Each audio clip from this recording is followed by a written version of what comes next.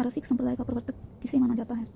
जो अग्रदास जी हैं उन्हीं को रसिक संप्रदाय का प्रवर्तक माना जाता है, जिन्होंने राम भक्ति में रसिक भाव का प्रयोग किया है। और इनका उपमा नाम है अग्रली। और जो नाभादास हैं वो अग्रदास के ही शिष्य हैं, जो हमने यहाँ पे किया था कि जो तुलसीदास के समकालीन थे नाभादास, और उनकी रचना का नाम था भक्तमाल। तो कहाँ पे थे हम कि जो नाभादास हैं तुलसीदास के समकालीन थे, तो उनकी रचना का नाम था भक्तमाल। और वही जो नाभादास हैं वो अग्रदास जी के शिष्य थे। अगला है, कौन सी रचना दादू दयाल की नहीं है? दादू दयाल जो है वो निर्गुण भक्ति धारा के कवि हैं, इनकी रचना नहीं है। ज्ञानबोध इनकी रचना नहीं, क्योंकि ज्ञानबोध मूलक दास की रचना है।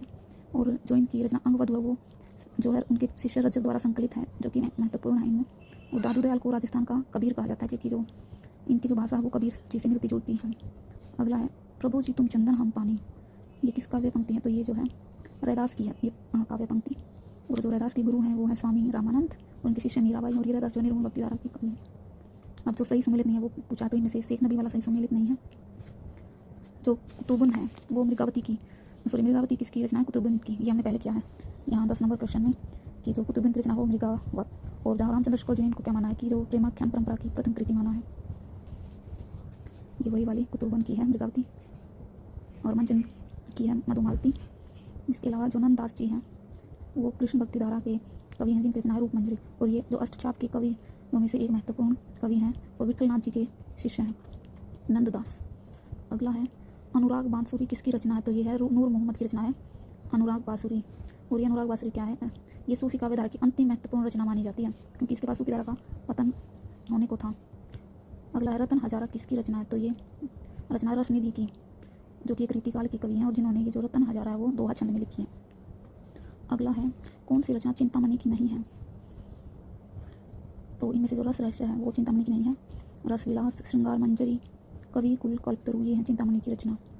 और जो आचार्य रामचंद्र शुक्ल जी हैं वो रीतिकाल का प्रवर्तक मानते हैं चिंतामणि को। अगला है, जाति न पूछो साधु की, पूछ लीजिए ज्ञान। यह है किसकी पंक्ति? तो ये कबीर की पंक्ति है। इनके गुरु का नाम है रामानंद। कबीर की भाषा सदुक्कुड़िया पंचमेल खिचड़ी भी है। और इनकी जो महत्वपूर्ण रचना है वो बीजक है। अगला है, जो वीरय वारिस है वो किसकी रचना है? तो ये वीरय वारिस रचना है बोधा की। बोधा की रचना है एक तो वीरय वारिस और एक इश्कनामा।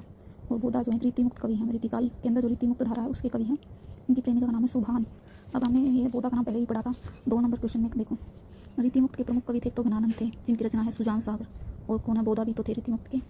तो ये वही बोधा है जिनकी रचना है वीरय वारिस और इश्कनामा। अगला है कि कौन सी रचना घनानंद की नहीं है? तो इनमें से इश्कनामा जो है वो घनानंद की नहीं है, क्योंकि हमने ऊपर पढ़ा था बोधा की रचना है वीरय वारिस और इश्कनामा। ये भी रीतिमुक्त कवि हैं, जैसा कि हमने यहाँ पर देखा है। और इनकी जो प्रेमिका का नाम है सुजान, उन्हीं के ऊपर इन्होंने ये सुजान सागर लिखी है।